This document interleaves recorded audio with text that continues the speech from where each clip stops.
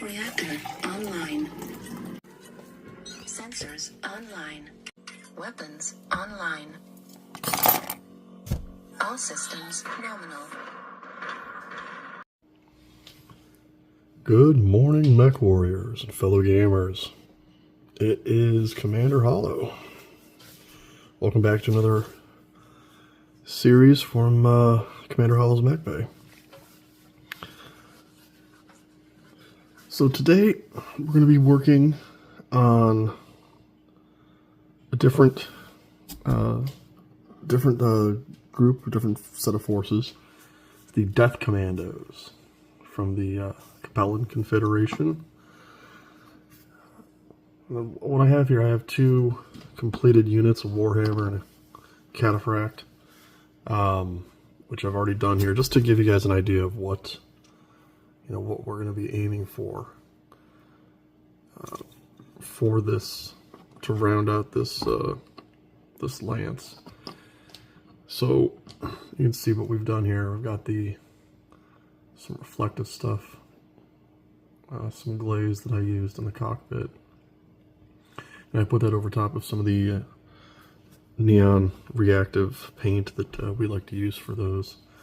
So later on we'll do a little test with the black light when we're testing the other units. So for this project, I wanted to find a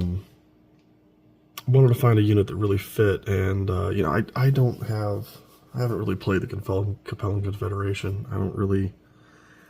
Never really were my jam, but then I got some very Capellean units. What I have here, I don't know if the camera will focus on it. I have a Pillager, which is a 100-ton mech, 100-ton assault mech. It's a big boy. Oof. And an Emperor. So, I just picked up a couple of force packs and I had these units, and I looked into them, looked into their background, and man, they are just very Capellean through and through. They have some of the widest availability on the mall. Is for the Capellans. So that's what we're going to be working on today. Do a little zoom out so you can see the whole thing. And I figured, I was trying to figure out which ones to do, which one of these guys to do for the video. And I figured, hey, let's just do them together. Let's do a little batch painting. That'll round out the lance. And, yeah, I'll be able to, so if I do want to ever field some Capellean units, I can bring some serious firepower. Because these boys shouldn't be underestimated. Alright, so we've already got them primed. You can see here. And, one of the reasons I wanted to give these guys a go, let's zoom in again here, is because black can be a challenging paint to try to paint to, because it, as dark as it is, it kind of mutes the shadows a little bit more. It's harder to pick up some of the detail, so we'll talk about how going from this rather shiny prime job to a unit here that's more muted, more matte finish, but with still some highlights on the edges here. So that's what we're gonna do. And I've got a good system here. It's not very complicated, and all in all, I think it gives you a good result. So we've got a little bit of black in here already in the little paint tray, and we're going to dilute this down. And the goal here is we want to apply this matte black. I forgot, I gotta show the paint. Here we go. Using the Craft Smart matte acrylic paint. Use this on a lot, and this is we want to just make a nice dilute wash, something that will run into the crevices, into the cracks, and also, with a matte finish, it'll take some of the shine off of these guys. think we do a little bit more water. I just realized I'm not using my usual mixing brush. I got it out and everything. It's right over there. Right there. But, alright, now, because we're going to,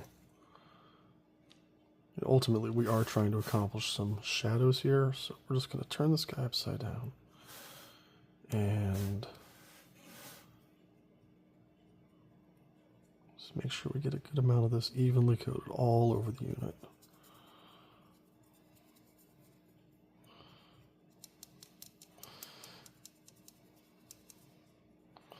Now, part of the reason I'm doing this like this is, we're trying to emphasize shadows. So, since the paint is going to run a little bit, we want it to get up into the parts of the mech that would usually be right side up, because it's those underneath areas that will be, they'll have the most shade, the most shadowing. Usually, unless you're trying to create like an underlit effect, which could be cool.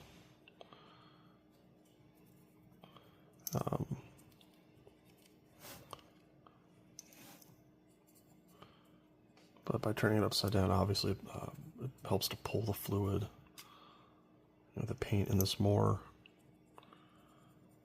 fluid, more runny sort of state.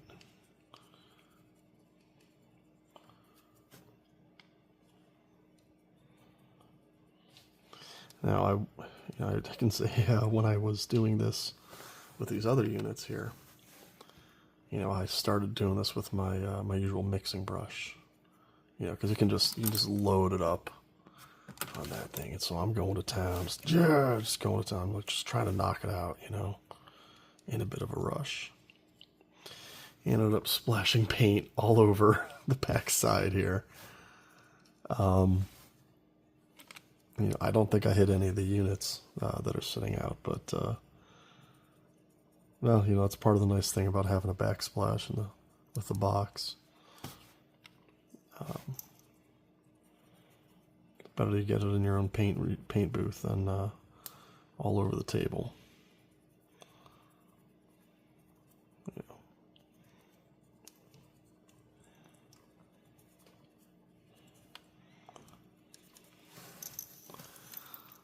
All right. So just keep going. It's a problem with some of these big guys. They, it's a lot more real estate to cover. You gotta take some more time. But this is not detailed work, so you can just go through it just as long as you're getting every area. Man, these claws, I'm looking forward to these claws. We're gonna kind of run with that.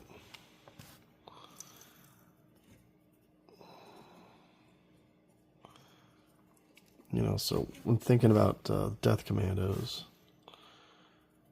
I like this green and black look. I went with the matte finish to try to,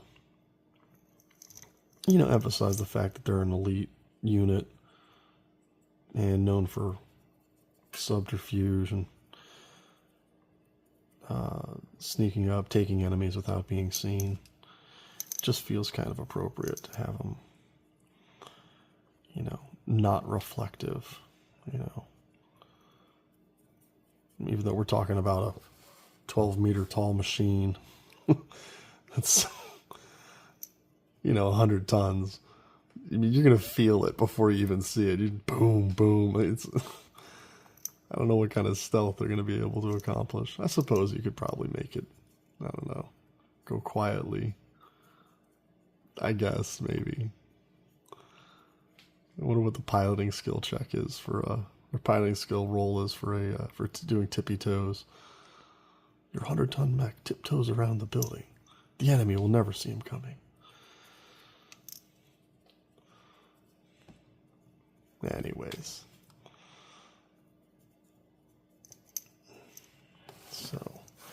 Now you do want to go through and kind of, brush it around, just kind of encourage it to get down into the cracks. We don't want it to pool. We want it to coat, so, brushing will help it move around within the cracks too. So that's, because you don't want to have so much deposited in there that you lose the definition.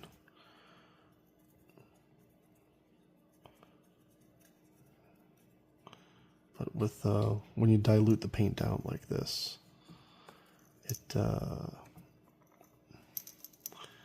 usually isn't too much risk of it pulling up and bridging over the gap.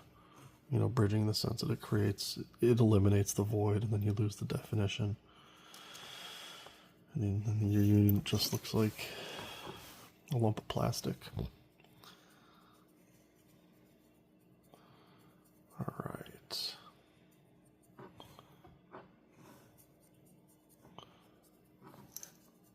Okay. We'll do a little more of these knuckles.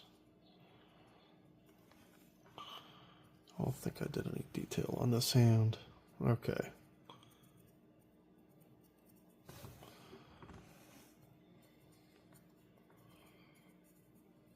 So yeah, I started using these jars and medicine jar, pill bottle, whatever you want to call it. Probably pill bottle. Just as a way to hold the mech steady and keep my hands off of it. Which I've been pretty happy with. I just use a little bit of sticky tack underneath there. Makes it pretty convenient. And it still provides enough grip so that, if you're going at it with in a dry brush, it doesn't push it off. All right, we're going to have to make a little bit more black, so let's go for that. Now, one of the reasons I decided to do the batch painting too is it gives us a chance to, while we're working on one unit, the other unit can be drying, which is just great. This Emperor is going to be fun to do. It's such a fun design. There's like 3 sad faces on this thing. If you look at it, you got the face up here, like sad robot. But then, if you look here, you go, oh, sad robot. But then if you look down here, it's, oh, really sad robot. You get a little unhappy face in the groin. I don't know. I think it's just fun, and it kind of fits the Death Commandos. I want this to be an imposing force. I never really was a big fan of the Capellean Confederation because, they were in the idea of how the game was created, like the original version of the game back in the 80s. They seem to have been created as an analog for the Russian and Chinese, the Asian communist parties that had been developing. And, I grew up watching things like Rambo and stuff like that. So, as a kid, I perceived them as, oh, okay, so these guys are not necessarily the bad guys, but they're probably not the good guys in the game. And, you get older, you get different ideas. You can learn to see politics a little more nuanced. Not that I'm trying to get into politics, but, with the understanding that the Capellans were a communist society, it's known for, a bit of cruelty towards their people. Non-democratic processes. I don't know. It just makes them for a good villain if you're trying to have storylines.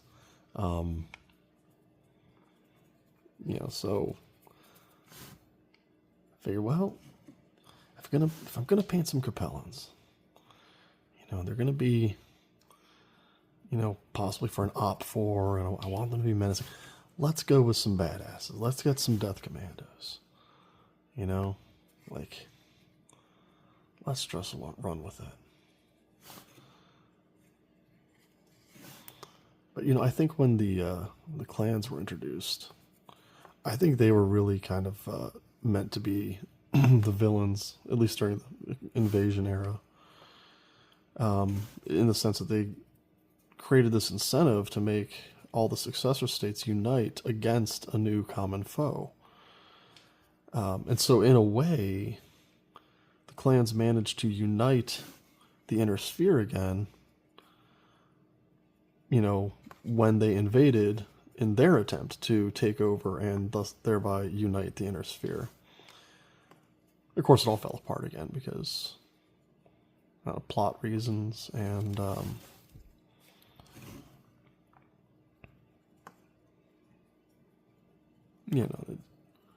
they wanted to keep the game going,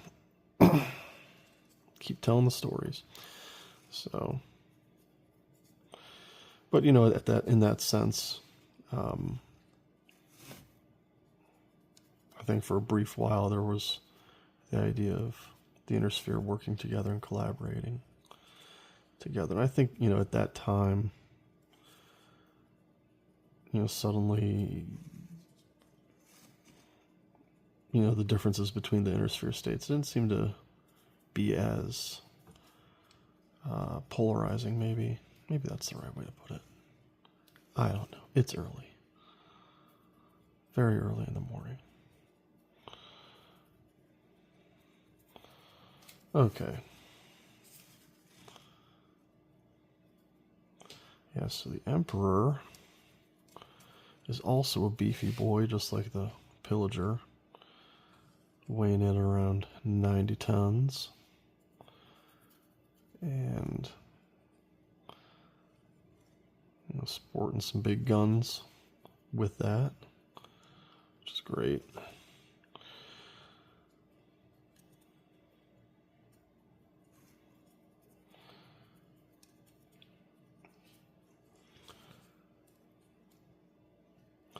All right, so you can kind of see on the Pillager, it's already drying a bit in most of the places, and it's taken a ton of the shine out. It's much more muted. Maybe it's not as obvious on the camera, but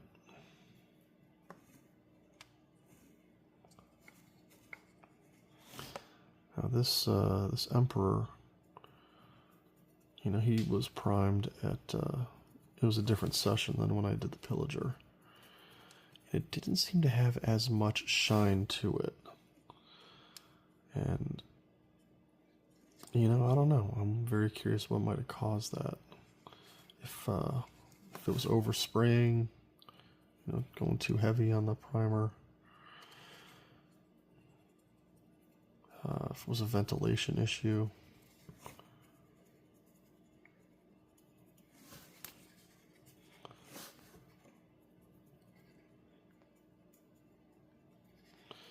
At any rate. So we just want to make sure we get all this in there, in the cracks. So we don't have any shiny cracks in here. Because that does somewhat ruin the illusion.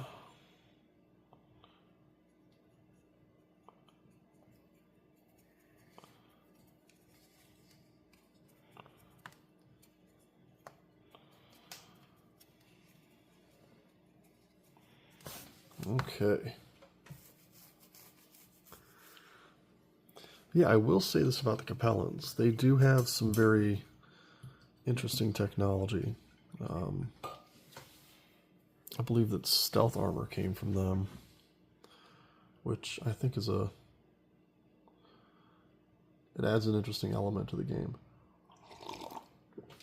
And, it's different than some of the things like, ferrofibrous armor and, well, not so much ferrofibrous. That tends to affect more the weight and the amount of armor you can carry. But some of the specialized things like ballistic reinforced armor or reflective armor, where it starts to affect the amount of damage received from different types of weapons. The stealth armor, it's just like, well, good luck even hitting me in the first place. And that seems appropriate for a unit like the Death Commandos.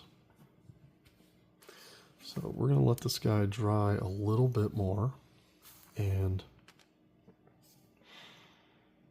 then we will pick this up with some highlighting, some dry brushing to bring up the edge highlighting a little bit. And we'll mix up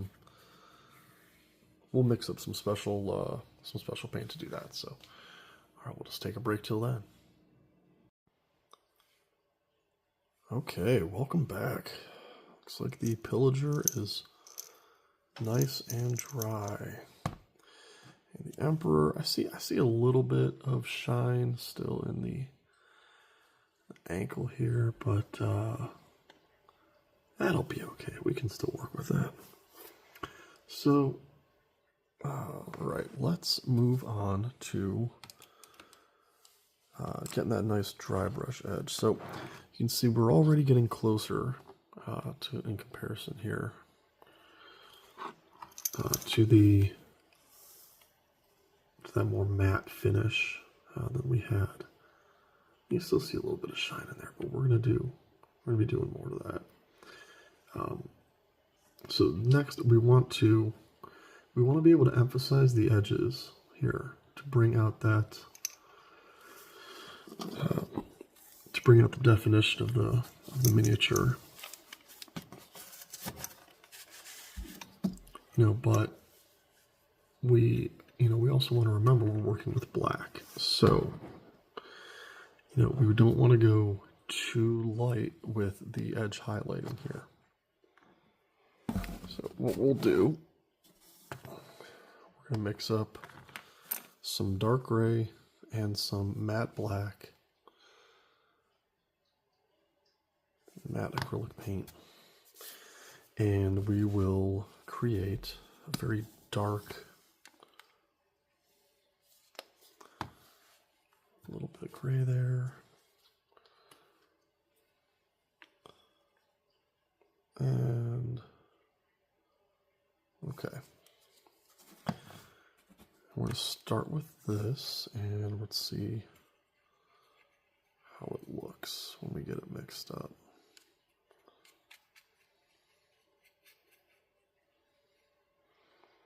There you go. That's looking pretty good. Let's see if we can get zoom on this. Now, got a nice consistency. It's not, we do not want this runny like the black was. I think you can tell the black has a little more movement in it. Although it's mostly gone at this point.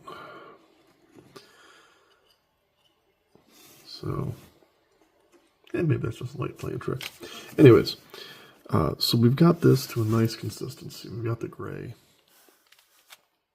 Now, give that a rinse. Now we're going to get out the dry brush. Dry brush? I don't know. Rounded tip. And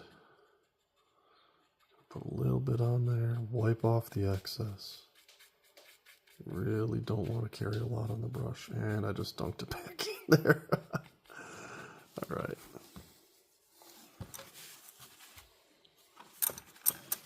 Okay, let's see how we're looking here. That's still carrying. Okay. Now, going to just hit those edges.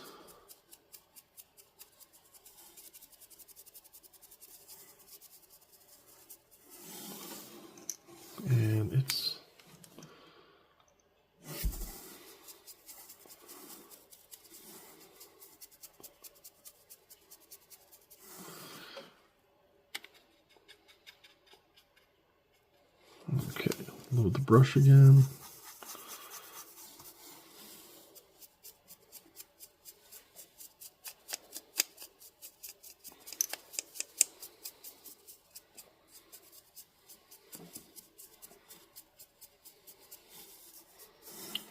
You know, yeah, this will be all right.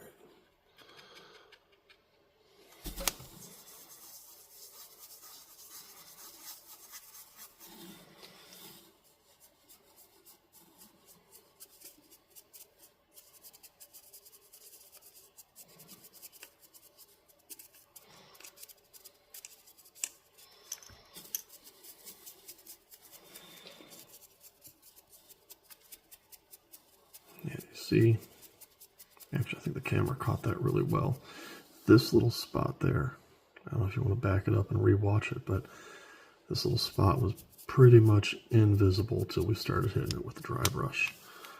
And then all of a sudden it started perking back up. And that's what we're doing here. We want to create just a little bit variation, just a little bit of variation in how much light is picked up on different parts of the unit.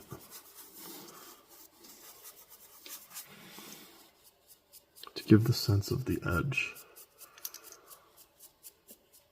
And we do this way so that the shadows that are within the little crevices, they remain dark and untouched by this.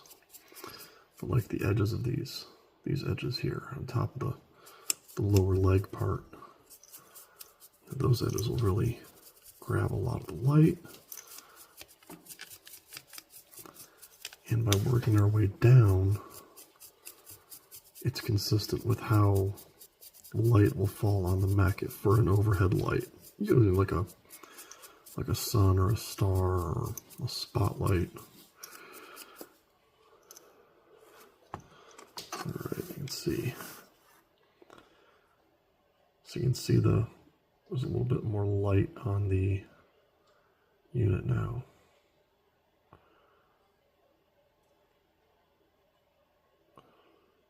To emphasize that definition. Alright, so we're going to let that dry a bit.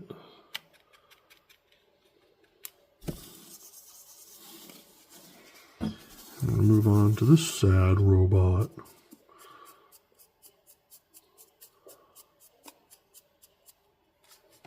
Yeah. Let's move that out of the shot there.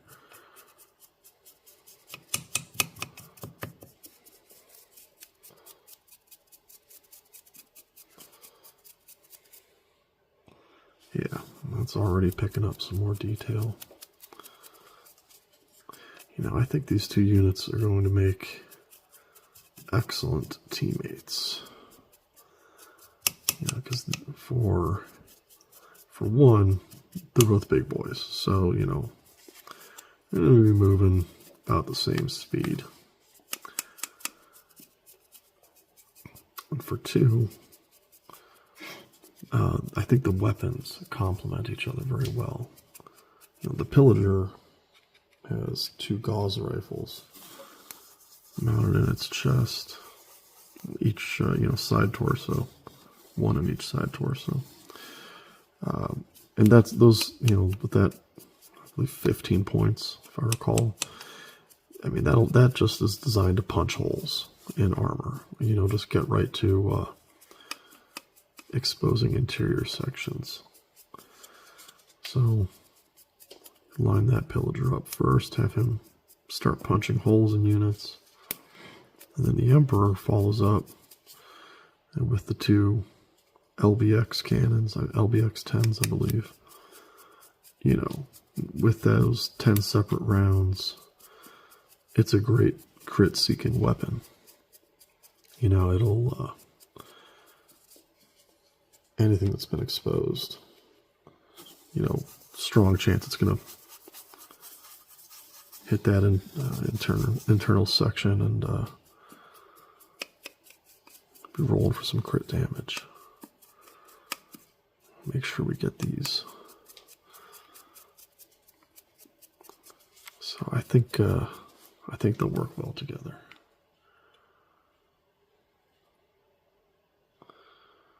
Yeah. All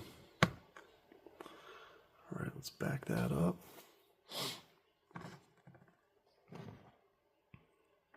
Okay. Oh, yeah, while I was letting the paint dry on the other units, I decided since I had a bunch of that black paint left, I'd go ahead and knock out some vehicles. So I got some bulldogs and some galleons.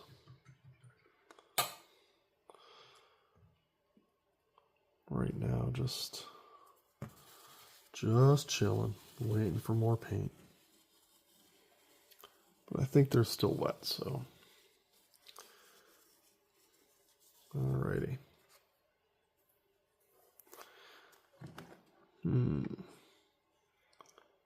Let's see, I am not sure.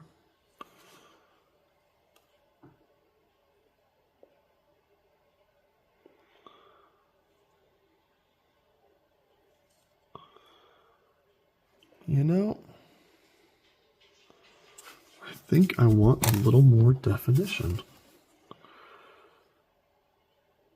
Yeah. Now, see, I think this is, no, even that's a bit lighter. I think we need to add a drop of gray and have another go at these guys.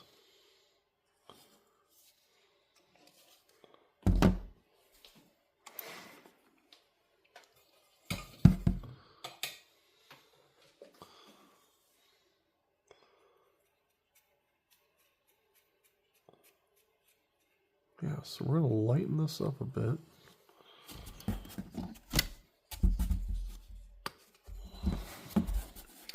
So, this is why you really got two approaches to this. One, you mix your own stuff, which is good because it gives you some flexibility once you get used to it. Downside, though, is consistency between batches. It can be challenging to keep different batches, 100% consistent. So, but you can overcome that through experience and bumping the camera, apparently. But more importantly, having a bit of grace for yourself. Understanding that you're gonna. Sometimes you might do something and it's not exactly what you want. Or when you're painting, maybe you paint something that you didn't really want to hit that. Or my favorite, when you're working on a cockpit and you trying so hard, just and then you totally biff it, and you end up with paint. You can see how light that is compared. Yeah, we're gonna try this. We want a little more contrast. Anyways, you gotta have some grace for yourself when you're doing this, because you might do something you don't like, and you get mad. You just say, all right, well, we tried that. Let's try something else now. And that's the approach you really want. Oh yeah, there we go. Let's see if we can get up in there with the camera.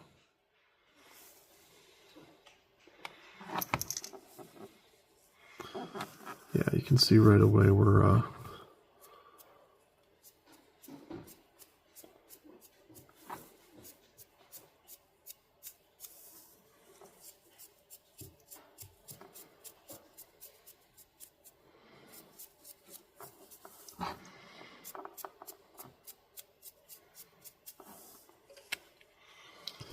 little bit on that brush again.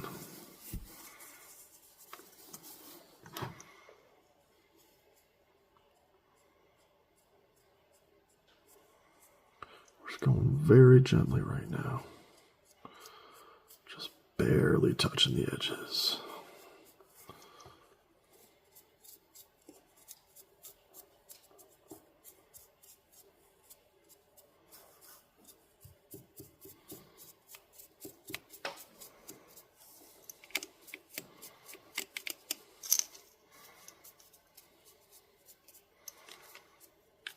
All right.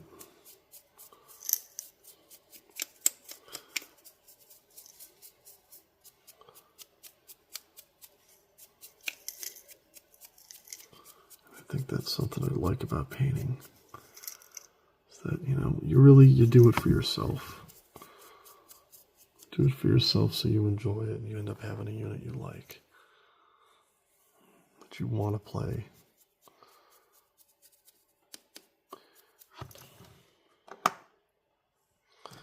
And that's different for everyone. For some people, it's about, you know, having the unit to help tell the story of your own mercenary group. You know, for some, it's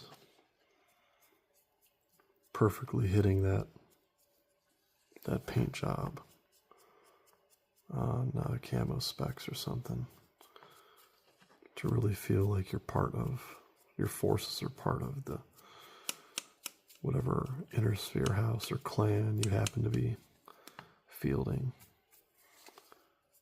You know,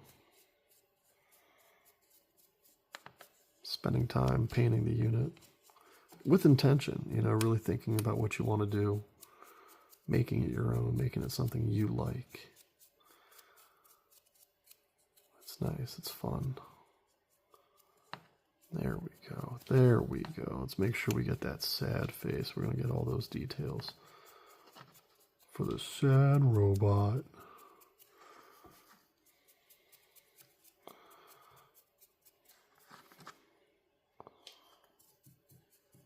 That's great. Let's get the sad robot. There we go. Sad robot. Oh, that's fun. All right. Which is good. And that's part of why I wanted to make sure we got a good,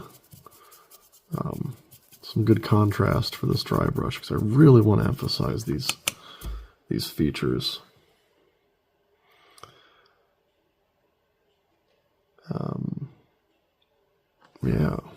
Yeah.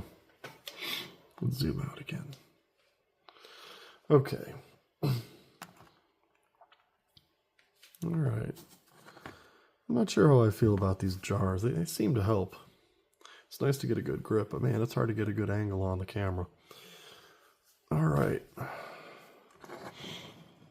We're going to let those guys dry a bit, and then I think we will move on to the green. All right.